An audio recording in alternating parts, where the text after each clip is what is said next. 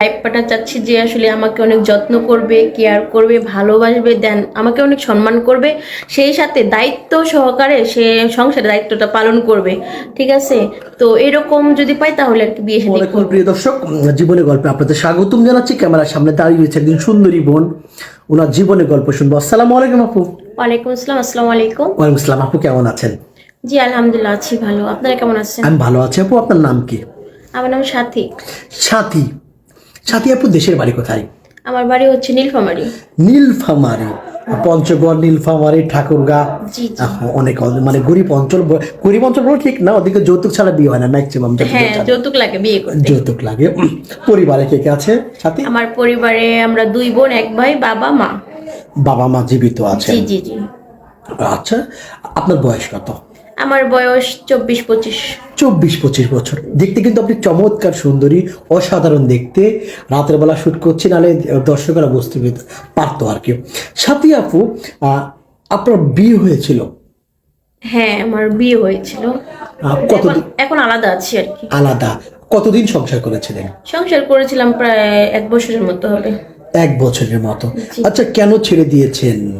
আসলে আমার লাইফ পার্টনারটা আসলে একটু চরিত্রের সমস্যা ছিল, সে পরক্রিয়া করতো, ঠিক আছে, অন্য মেয়ের সাথে, এই জন্য ছেড়ে দিয়েছি। অনেকবার বোঝানোর চেষ্টা করেছিলাম কিন্তু সে বুঝে নাই, আমার পথে আসে নাই। তো ভাবলাম যে চরিত্রহীন লোকের সাথে থাকার চেয়ে একা থাকা অনেক ভালো। অনেক ভালো। মানে আপনার সাথে বেইমানি করতো? হ্যাঁ। বেইমানেরা কিন্তু ভালো থাকে সবসময়, জানেন আপনারা? আচ্ছা, অবশ্যই। বেইমান ভালো থাকুক, আমি সেটা বলি। আপনি একা আছেন সাথী আপু, তাই না? হ্যাঁ, কতদিন থেকে একা রয়েছে? আমি একা আছি প্রায় তাও 2.5-3 বছর হবে। 2.5-3 বছর হচ্ছে।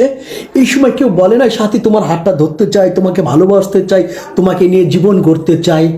হ্যাঁ, আসলে এরভাবে তো অনেকেই বলে, কিন্তু আসলে বিশ্বাস করতে ভয় হয়। কারণ ওই যে একটা কথা আছে না, যে চুন খেয়ে মুখ পড়েছি, দুধ দেখলে এখন ভয় লাগে, এরকম আর কি একটা হয়ে গেছে। আপনার কথা সুন্দর লাগছে, বলুন। তো আসলে বিয়ে করতে এখন ভয় পাই। ঠিক আছে, বিশ্বাসযোগ্য হাত যদি পাই এরকম, তাহলে বিয়ে শাদী করবো, না হলে দেখি আর কি। এই যে আপনি আমার ক্যামেরাতে ভিডিও করছে, অনেক দর্শক আপনাকে এই মুহূর্তে দেখছেন, অনেক দর্শক আপনাকে পছন্দ করবেন, অনেক দর্শক আপনাকে চাইবেন, তাই না? বিয়ে করতে চাইবেন। আপনার অনুভূতি কেমন, আবার কেমন মানুষ চাচ্ছেন, কেমন লাইফ পার্টনার চাচ্ছেন, দর্শক শুনতে চাইবে। আচ্ছা, কেমন মনের মানুষ চান, কেমন লাইফ পার্টনার চান, একটু বলেন, আমরা শুনছি।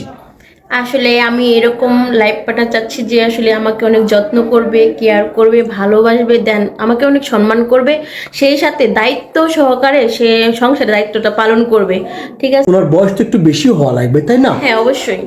40, 45, 35, কোনো সমস্যা আছে বয়সে? কোনো না, বয়সে কোনো ফ্যাক্ট নাই, ঠিক আছে, তবে মানসিক শান্তিটাই বড় শান্তি। শান্তি, তার বুকের ভিতর যেন ঘুমিয়ে একটা শান্তি পান, মজা পান, যেন মনে হয় স্বর্গে আছি। হ্যাঁ অবশ্যই। আচ্ছা, বুঝতে পেরেছি। অনেক সময় আছে বিবাহিত ভাই, স্ত্রী মারা গিয়েছেন, চলে গিয়েছেন, এমন ভাই যদি নক করে, জি। যদি এরকম কেউ নক করে থাকে তাহলে আমার কোনো সমস্যা নেই। এমন হতে পারে একটা স্ত্রী আছেন, ওনার প্রথম স্ত্রী বাবু হচ্ছে না, আছে, কিন্তু আপনাকে দ্বিতীয় স্ত্রী যদি বিয়ে করতে চায়, তাহলে? আসলে যার মানে ঘরের ওয়াইফ আছে, এরকম যদি কেউ আমাকে বিয়ে করতে চায় তাহলে অবশ্যই সে প্রথম স্ত্রীর অনুমতি নিয়ে যদি বিয়ে করতে পারে তাহলে আমার সমস্যা নেই। তবে হ্যাঁ, ওই ঘরে যাওয়ার পরে যেন আমাকে মানে সম্মান ভালোবাসাটুকু ঠিক মতো পালন করে। ঠিক আছে। আপনি কি জানেন একটা পুরুষের দ্বিতীয় নারীকে সবচেয়ে বেশি ভালোবাসে একটা পুরুষ? আমি আসলে জানি না। আচ্ছা, সুন্দর লাগছে। সাথী আপু, আপনার সাথে কোনো ভাই যদি যোগাযোগ করতে চায়, বিয়ে করতে চায়, দেখা করতে চায়, কিভাবে করবে আপনার সাথে? আসলে যেহেতু আপনাদের এখানে আসছি, দেন হচ্ছে আপনাদের বিশ্বাস করে আসছি, আর আমি আপনাদের অনেক বিশ্বাস করি।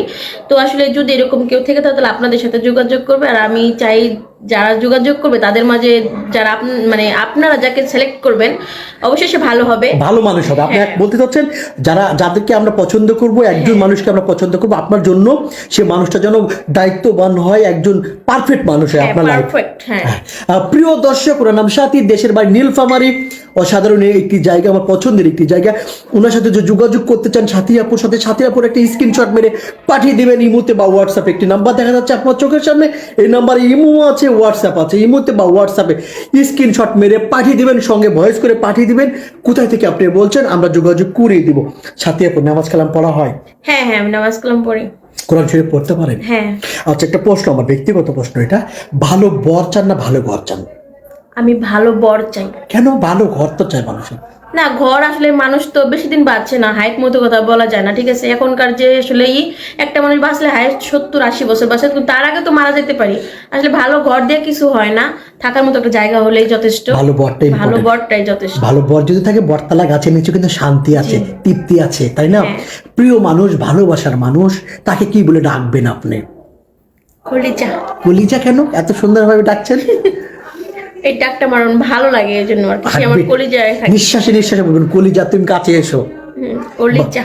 ভালো থাকবেন আপু, অসাধারণ লাগছে আপনাকে। বিদায় নিচ্ছি আপু, ভালো থাকবেন। আসসালামু আলাইকুম।